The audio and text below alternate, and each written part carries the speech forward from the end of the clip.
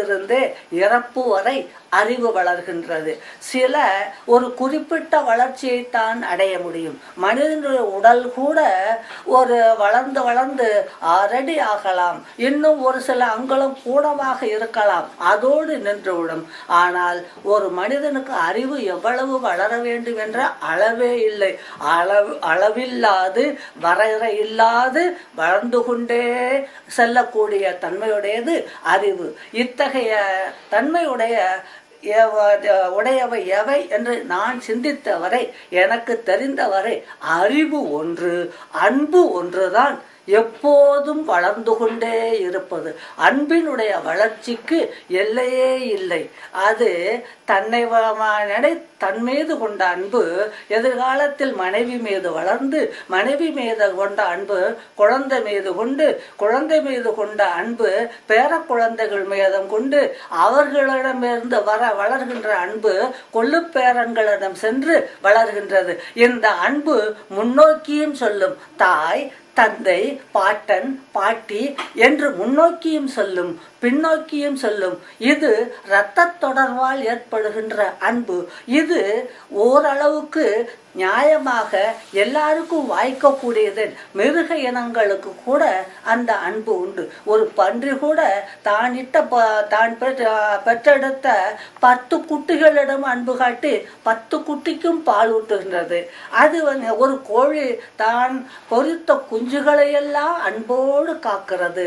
அடைகாத்து குஞ்சு பொறித்து காக்கின்ற அன்பு அதற்கு இருக்கின்றது. பிறவியிலேயே அது அமைவது.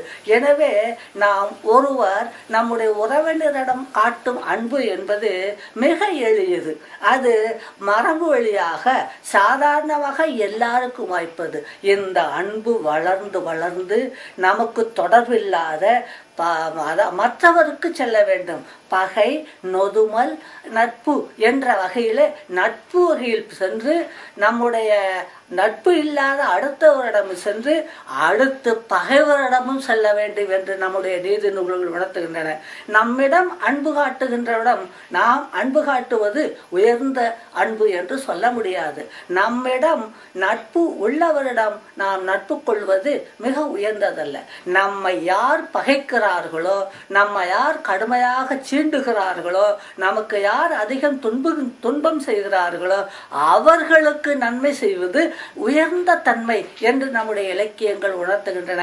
எனவே நம்மீது அன்பு செலுத்தாதவரிடம் அன்பு செலுத்துவது மிக உயர்ந்த குணம் என்பது நம்முடைய சான்றோர்களுடைய வாக்கு. நம் நடைமுறையில் அதை அவ்வளவு பின்பற்ற முடியாது என்றாலும் ஒவ்வொருவரும் தம்மால் முடிந்த அளவு தமக்கு வேண்டாதவரிடமும் அன்பு செலுத்த தொடங்கினால் பகை மறையும். பகை மறைந்தால் நட்பு மலரும். நட்பு வளரும் என்னும்போது அன்பு வளர்ந்து கொண்டே இருக்கும். எனவே அந்த அன்பை பற்றி சொல்லும்போது ஒரு நல்ல உதாரணத்தை காட்டி ஔவையார் உணர்த்துகின்றார். நீரளவே ஆகுமாம் நீராம்பல், தான் கற்ற நூலளவே ஆகுமாம் நுண்ணறிவு, மேலை தவத்தளவே ஆகுமாம் தான் பெற்ற செல்வம், குளத்தளவே ஆகுமாம் குணம். இந்த கருத்து அறிவு வளர்ச்சியை மையமாக கொண்டு அமைந்திருக்கின்றது. நான் இங்கே குறிப்பிடும் போது என்னுடைய சிந்தனை கேட்டியது என்று சொல்வது தொடர்ந்து வளருவது அறிவு, அன்பு என்ற வகையிலே அன்பை பற்றியும் இந்த இடத்தில் சொல்ல வேண்டும் என்பதற்காக அதை அதிகமாகவே சொல்லி இருக்கின்றேன். அறிவு எவ்வளவு வளரும் என்றால் அவன் கற்ற அளவு தான் வரும்.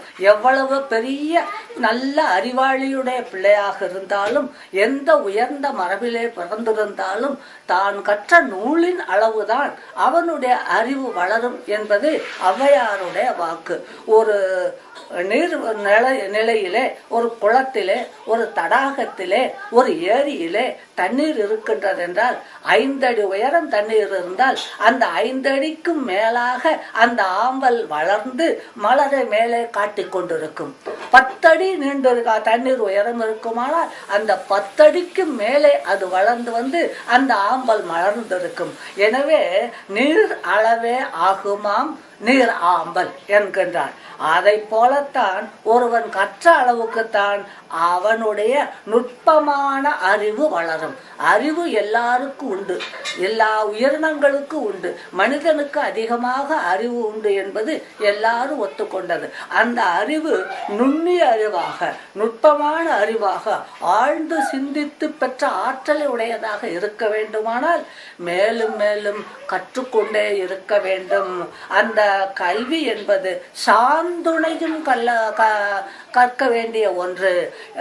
அதை எவ்வளவு சிறந்த நூல்களை நாம் கற்க வேண்டுமோ அவ்வளவு சிறந்த நூல்களை எப்படி காலமெல்லாம் கற்க வேண்டுமோ அப்படியெல்லாம் கற்றுக்கொண்டே இருக்க வேண்டும். அப்படி கற்போமானால் அந்த நுண்ணறிவு ஒருவருக்கு பயன் தரும். இங்கே அப்படி சொல்லும்போது தவத்தளவே ஆகுமாம்